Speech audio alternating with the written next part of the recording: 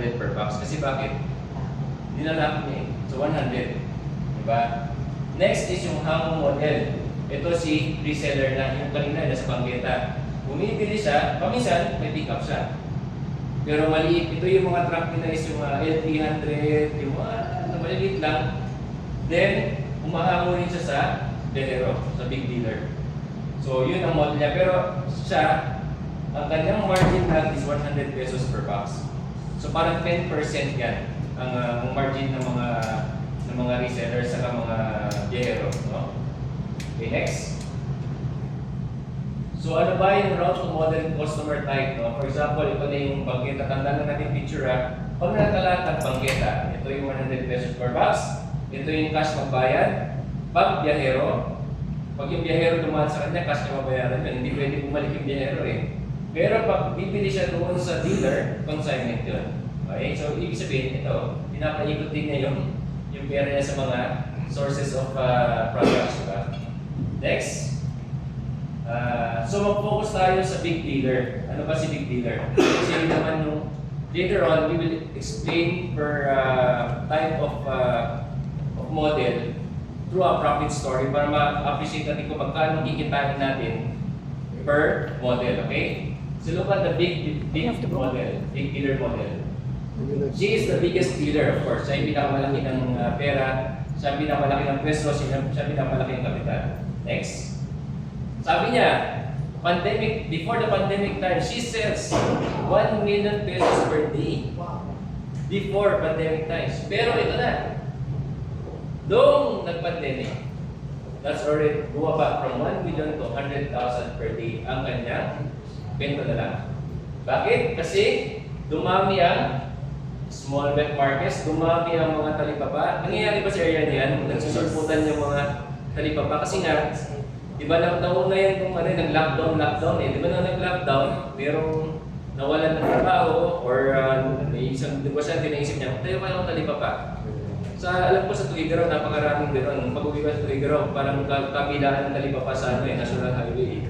So, gano'n ang naging ang sistema. So, if you look at the inside, ibig sabihin, may chance ang distributor. Meron chance ang distributor, hindi lang pala siya sa wet market papasok. Pwede niyang puntahan ka ng mga ito. And mas maganda ang, anong mula nyo? Mas maganda ang margin. Pag dito. But anyway, i-explain sa atin mamaya na yan. No?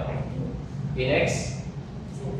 Pick up, si big dealer picks up 25 banyera of fresh fish, majority bangus. Okay? Just for info, ang Frabel also had aquaculture. We have bangus aquaculture pens in Laguna.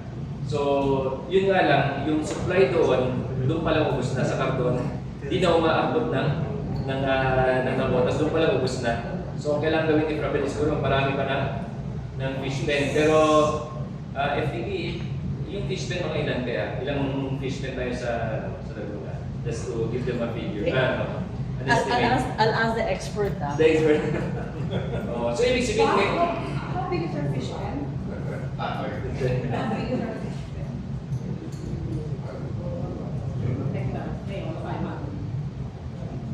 500 hectares. 500 hectares. Oh. Wow. So, ganun karaming bangus ang pwedeng i-produce ni Frabel. Pero, yun is another phase of the story of what can FFG give eventually. Ibig sabihin, na-side ko lang kasi nga, yung pala ang madalas na hinahango ng mga biyahero.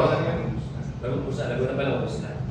So, yung pala ang kasama lagi sa pag umango sila, may bangus, saka merong 150 cartons of mixed frozen fish. Ito yung mga galunggong, salmon, dory, saka mga any variants ng imported fish. Sabay yun sa paghahango nila. Okay? Next. Sabi ito, ang some dealer, big dealer, nalaman na sila, advanced na. They have a reefer truck. Hindi na sila yung mga insulated truck. They have a reefer truck, standby in the wet market. Pagdating sa wet market, naka-standby yun. Kasi wala sa freezer eh. Doon siya, nagre-replenish doon sa mga reseller. Si reseller, kumuha muna ng 2 box. Pansin nyo kanina yung kanyan, yung height ng sa likod ng reseller, 2 box lang yun, di ba? Kasi mag-to-out yun. Kung nag-to-out yun, lugi siya. Di ba? So, nire-reference lang yun ni big dealer hanggang sa maubusog na sa truck. Then, meron isang one standby truck doon sa kanyang bahay. Sa mga maiiwan naman sa sobra na pick up niya. Okay? Next. Yun. Ito maganda. Pagdating namin doon sa Binyan, siyempre puro boys mga kasama.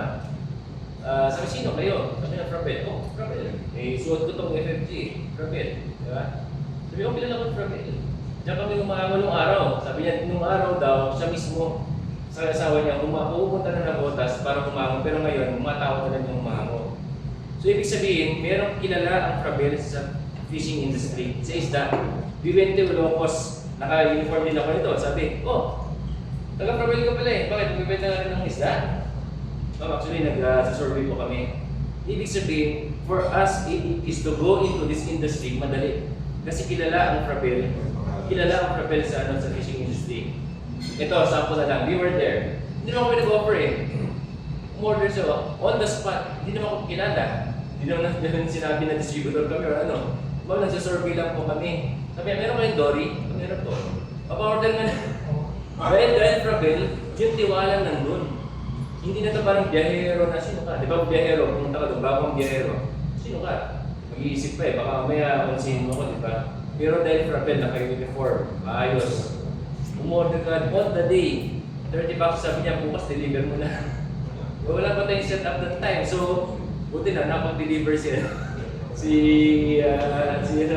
Miss Ellen, dineliver yung, yung 30 boxes. 300 kilos, just on the spot. Ganun lang kabilis yung decision making. As long as alam nila na taga-Frabel tayo. Okay? Malinaw? So, next. Ano ba yung route to model types, no? Tatlo yan yung explain to this after para magawa din ng profit story. Ano? Ito yung dealer pala, ito yung question niya, siya yun. Yan yung question niya sa palengke. So, ganyan lang. Parang the typical hotdog dealer na mayroon siyang sariling pwesto doon. So, ano yung margin na happy siya is 50 pesos. Ito maganda. Hindi siya nagbabayad ayaw niya magbayad kasi doon sakit sa ulo yun. So, dapat COD para kagad makita niya yung kita niya in the end. Ganun pala ang mga big dealers ng isda. Yung mga resellers, sila pa yung humihingi ng terms. Sila pa yung nagbibigay ng terms sa reseller. Pero sila, dapat kasi. Ayaw ko ng sakit na ulo. Dahil kung may dumating na stock sa dabotas, bibili ako cash kagad niya. Ganun sila. Okay? Next. So, yan yung question niya. Next. So, ito yung model na explain namin sa inyo this afternoon na pinapropose natin na paano ba siniserve ng mga biyahero yung mga dealers sa mga resellers natin. So, look at route model A, route to market model A. There is a primary truck. We will call it T1. There is a secondary truck. The primary truck, ito yung malaki. Ito yung mga 10-tonner truck sa full pick up sa Nabotas. Then pagdating sa area, sa Laguna or sa Tugigaraw, merong private secondary truck, maliliit na secondary truck na pang-route. Then, ang pick up ito is 3 times a week lang. The first model is 3 times a week and then they will serve the dealer.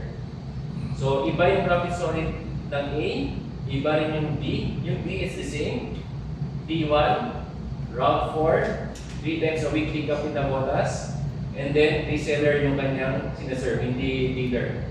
Then yung model C, ito yung T1 and T2, ibig sabihin, daily. Bakit panungin daily? Palitan. Paalis pa lang yung truck sa Tugigaraw, may bumabalik na yung umako sa Nabotas. So kaya dalawa yung primary truck niya, T1 and T2. And sinaserve niya is dalawa, the dealer and the reseller. Malinaw? Okay? So ano ba yung itsura nun sa drawing para mas madaling matandaan? Okay, so let's look at Model A. Model A, ito siya. So this is a 10-tonner truck coming from Nabotas. Goes to the area. Let's divide your area into 4. There are some ATPs na malaki ang area. So hinati natin ng 4. Kasi meron siyang malalaking wet market sa 4 na areas. Pero meron ding ATP na maliit yung area na kaya nang i-cover ng 2 truck. Okay? This is just the ideal setup for a big area. Okay? So babiyahin ngayon si 10-tonner truck. Pagdating niya, umalis siya dito ng let's say ito si Isabela na lang. Umalis ng 10 o'clock, ano oras siya darating ng Isabela? 10 o'clock. 10 o'clock na gabi. 10 a.m., 10 o'clock ng gabi. Pagdating ng 10 o'clock ng gabi, baba yung kargamento, distribute doon sa 4 na truck. Then yung 4 na truck, saan pupunta? Sa mga major wet market. Ang isa-serve lang yan, tandaan nyo, dealer type lang ngayon, ibig sabihin, bagsakan. Sa dealer na parang kanina, sabi natin 150 boxes, bam, yan na. Tapos na agad yung delivery ko. So ibig sabihin from 12 o'clock ng gabi hanggang 1 o'clock, tapos na ang rota ito. Nakuha ba natin? Na-imagine pa natin yung model? At 1 a.m. in the morning, done na siya. Kasi binagsak niya sa dealer ng isda yung laman ng truck niya. Malinaw? So, remember the green, and green is the big wet markets sa area ninyo. Okay? Yung iba nga isa lang eh. Diba sa, like for example, Bulacan, meron lang sa isang file na yan, isang bagsakan lang yun eh. May mga ganun na model eh. Ito, ginawa ko, exaggerate ko na, ginawa ko ng 3 na big wet markets. Na by 2 o'clock, dapat pabalik na yung truck na maliit para naman mag-distribute ng anong product. Pwede yung distribute.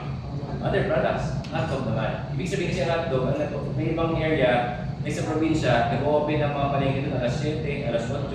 So pwede niya pang gamitin for the second round. So, for shopping. Okay? The next. So let's now look at Model B.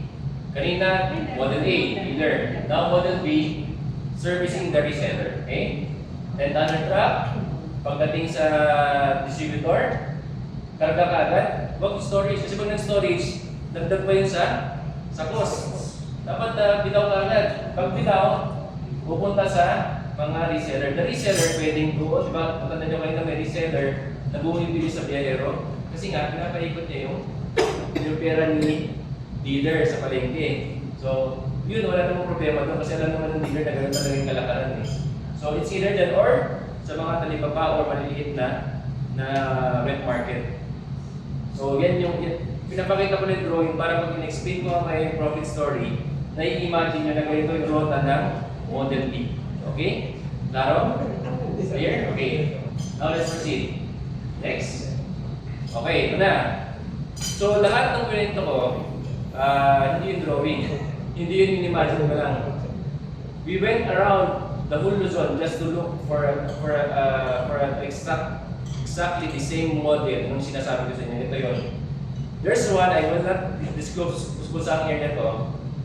Meron biyahero to This is a modern biyahero. Meron siyang malaking 10-tonner truck na pumipick up sa Nabotas.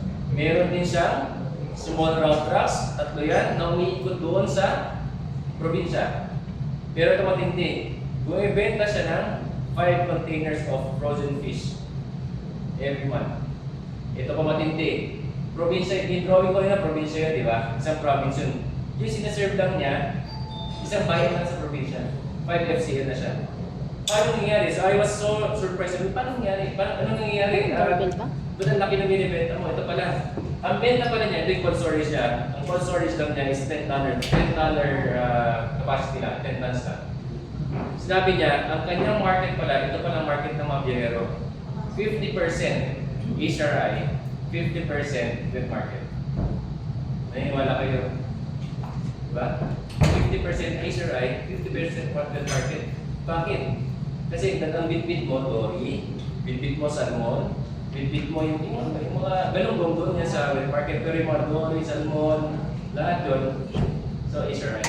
So 50%, that 5 FCL, ano ba 5 FCL if you compute? 5 FCL is let's say mga nasa 22 times 5, mga 100 tons, 150 tons, inaman, sa isang area na. Hindi pa siya umabot sa buong probinsya ng area na yun.